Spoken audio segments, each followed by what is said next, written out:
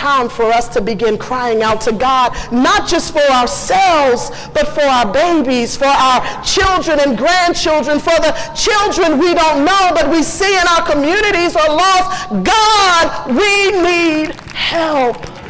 Jeremiah had walked the trail of tears and trauma before, so he knew intimately what it meant to lead and live a testimony of God's faithfulness and restorative power.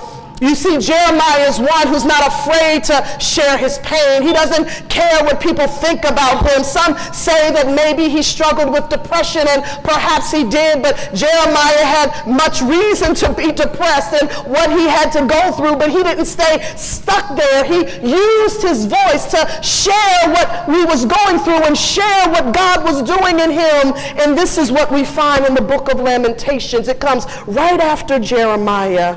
And throughout this book, there are numerous occurrences of how Jeremiah had endured hardship throughout his life and how God had time and time again provided him the strength and the grace to endure. So Jeremiah was indeed a prophet who was weeping over the current state of his people, but Jeremiah was also a prophet who knew how to rejoice.